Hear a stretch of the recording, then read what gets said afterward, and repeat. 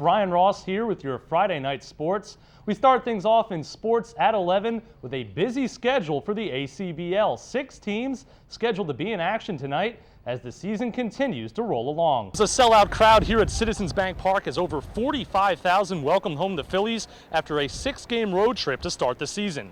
Now the home team would jump out to a quick 1-0 lead after 1 inning, but the Brewers would go on to score the next 6. Welcome back to Fast Break Friday. I'm Ryan Ross. We begin our girls' highlights in Egg Harbor City, where Cedar Creek takes on ACIT. Finally tonight in sports at 11, it's week number 3 of the NBC 40 Golf Tip. Once again, we're back at Twisted Dune, and once again, PGA professional Scott Dunn is our instructor. Here's Scott with winner number 3. It's a familiar story for the Eagles as for the second week in a row, they not only lose a home game to a division rival, but they also lose their starting quarterback to injury, forcing rookie Matt Barkley into action. The now struggling Eagles offense has gone 2 full games without scoring a touchdown. St. Augustine is another team off to an impressive start this season. The Hermits may be young, but they're already a serious contender in the Cape Atlantic League. Cardinals notched their first win of the season on Friday, and they were looking to make it 2 in a row tonight. To Birch Grove Park we go. A gorgeous evening for baseball, as long as you brought your bug spray along. Northfield playing host to Hamilton in this one. First inning, Hamilton already has 1 run, but Northfield pitcher Adam Lauer is able to pitch out of a bases-loaded jam. He gets the strikeout there to prevent further damage. It's still 1-0 Hamilton. Mike, we continue on the girls' side in Buna tonight. The Chiefs trying to work their way back toward the 500 mark. Andrew Caldwell's team at home for a non-league clash with Camden County Tech. First quarter action, the Warriors come out to play. Here off the tip, Nigeria Crump finds the bottom of the net from just inside the 3-point line. Buna responds though off the miss. It's a scramble for the ball, but Gensimino comes up with it and puts it home. 8-4 Chiefs after 1. More of the same in the second. Sometimes a missed shot is your best offense as the ball bounces around. And this time Elena Sneathen cleans the offensive glass for 2 points. We begin with the Buna Chiefs. They were close 2 years ago, losing in the state Group 2 championship game. But yesterday they would not be denied. Timely hitting, sound defense, and outstanding pitching from ace Denny Brady helped etch the Chiefs' name in Cape Atlantic League history.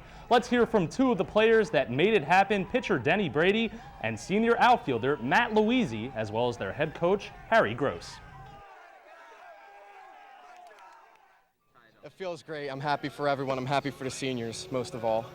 We're all brothers. We all love each other, and that's why we're successful. I'm speechless. This is the best thing in the world. This is amazing. We're just scrappy. We're always playing for runs and just playing Buna Chief baseball. It's just great to know where you stand alone. That's what we wanted to do, make history, and we did it. I love them. They will do anything for me because I care about them. You know, I mean, we work hard together. Since last June, we've been working to get back to this, and since March 7th, we outwork everybody. The Chiefs take home the school's first state title in baseball, and some key players will be returning next season, so the future appears to be bright in Buna. Good evening, South Jersey. Ryan Ross in for Mike Frankel with your Saturday sports. A busy day on the Diamonds in Galloway Township with double headers for the Richard Stockton baseball and softball teams. We start with baseball as the Ospreys look to make it 3 wins in 4 games as they host the Roadrunners from Ramapo College. Highlights from game 1 of the doubleheader. Stockton already up 5-2. Adam Warburton on the hill for the Ospreys, and he gets the strikeout there. Some solid innings from Warburton to preserve the lead. Bottom of the 6th, the bats come to life for the Ospreys. 2 on for Brett Solomon, and he finds a hole on the right side past a diving second baseman. That scores 1s. It's an RBI single for Solomon. Later in the inning, bases loaded for George Eisenhart, and he rips this one down the left field line. That ball rolls all the way to the wall. One run scores, 2 runs score, 3 runs score. It's a bases clearing double for Eisenhart. The Ospreys break it open. It's 9-2. Still in the 6th inning now, Travis Mara, he gets in on the action here with the bloop. He will get robbed, though. A beautiful diving catch here from the center fielder, but that gives Eisenhart enough time to tag up and score from third base. It's now 10-2 Ospreys. Finally, Doug Pastore on in relief. And right here he gets the K with the breaking ball in the dirt. The throw down to first base, that completes the strikeout. The Ospreys split the doubleheader. They win game 1 11-3. The Roadrunners with some revenge in game 2 though. They win 7-3. The Ospreys back in action tomorrow against William Patterson. Stockton softball taking the field in game 2 of a doubleheader against the Rutgers Newark Scarlet Raiders. The Ospreys won game 1 3-1. So what do they do now in Act 2? Well, Grace Long has something in mind. How about a 3-run home run to the deepest part of the park? Long goes long as she and the Ospreys jump out to a 3-0 lead. We're still in the first inning. Brittany Kozapolsky looking to keep the Ospreys in front. She gets this swinging strikeout right there. One of 2 strikeouts in the second inning for the Ospreys starting pitcher. Later on, more Osprey offense. Gianna Kafari drops one right in front of the right fielder. That's enough to score Ariel Cook. It's 4-0 Stockton. Looking for more now is Nicole Shabak. She finds the gap with the bases loaded. That one rolls all the way to the wall. All 3 on base score. The Ospreys lead this one 8-0. They hang on to win 14-6. They sweep the doubleheader. They earn a few days off before they're back at it on Tuesday. In boys high school baseball, some scores for you tonight. Penns Grove downs Wildwood by a score of 3-1. Matt Bowl with the lone RBI for the Warriors. Vineland takes down Cumberland Regional 3-1 the final. Ivan Rivera throws a complete game 2-hitter for the Fighting Clan. Holy Spirit defeats North Brunswick in Absecon 2-1. AJ Pecora throws 5 innings of 1-hit ball to earn his first career win. Speaking of first, Billy Krall throws 2 innings to pick up his first career save.